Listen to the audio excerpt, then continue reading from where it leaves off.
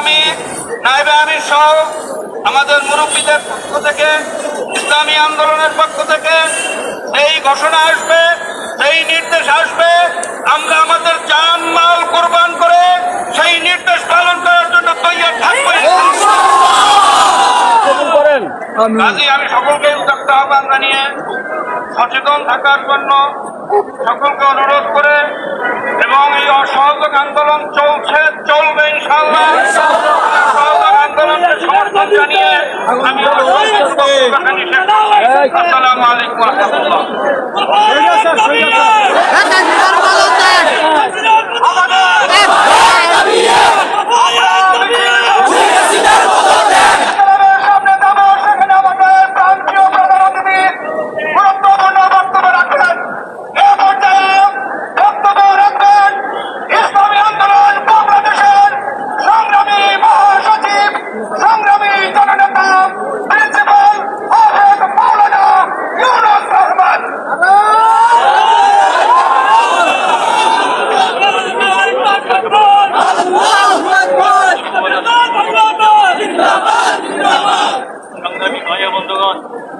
আপনারা জানেন আওয়ামী সরকার দেশটাকে ধ্বংস করে ফেলেছে।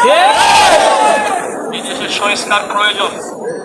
সংস্কার করতে হলে কি হবে আপনারা জানেন।